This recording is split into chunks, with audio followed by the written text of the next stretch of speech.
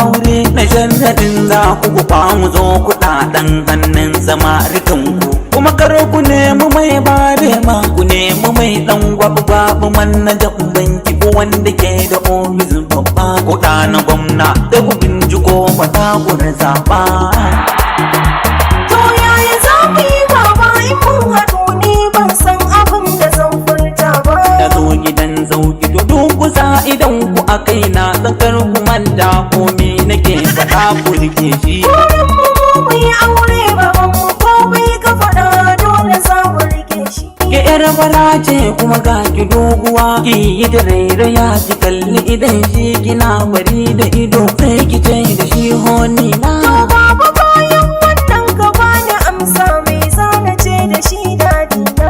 Dan makota cikin shi idan ki dai shiga nashi ki ce haba angona. To ni nawa in ya zo me zan ce da shi faɗan amfana. Ke kuma in ya zo hannunki hakan nan ki rautaya a gaban ki ce haba dalina. Baba muna ganewa sanar da mu halayen samarukan mu da yanzu. Kun samarin yanzu da ɗan gamo a jikinsu mafi yawancin su yan ƙungiyar zafin aljihu ne. Ba su san su cire ko kwabo su ba ɗan mata. Gashi ne na tara ku sai ka ce 'ya'yan kanya. Ga salamatu ga laura ga su binta a gefe. Ku duba sahura ga talatuwa ta tasa. Duka mai zan aure cikin ku sai ta motsa. Baba mun gane dukkanin samarin yanzu ka ƙara buɗe mana sirrukan siya baba.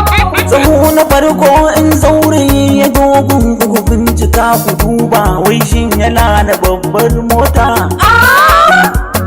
Baba mun gane mu dukan mu sai mai mota ba za mu auri wanda ke zama gida da haya ba. Akan batun yake kemar kamar nan na ganki nake da dan malam hudu mai sayar da awaki ina da mai shagwaba shi ko ya tsaya kallon ki.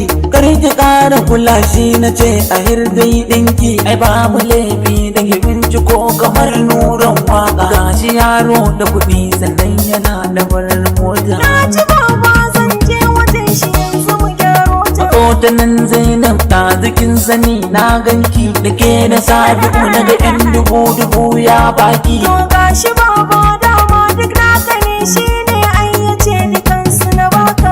Zairina dan yaron yana da halin kirki ice ya turo manyan su sai su zo da sadaki. To baba zan turo shi. Ku yunkura ba ku motsa akan batun auren ku. In kun ga ɗan zirri duk ku kundume aljihun zama da kanku.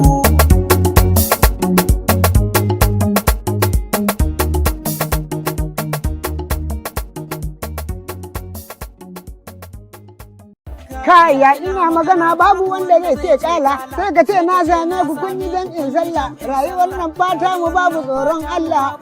To assalamu alaikum masoya. Kamar yadda kuka sani sunana Shehu na Allah. Wa alaikum salamun shigo bara'atu mai kyau da kwalliya a bayan mata a dangari ina kika boye gaba daya. Assalamu alaikum sunana Ismail Tito. Assalamu alaikum yan garin nan ku zo wani bako da ya sauka. Ai ni ne dan damu. Kin yi shiru kina ta sauri shi wai ne haka ga wata tsohuwar jakarki kamar zaki kai nika.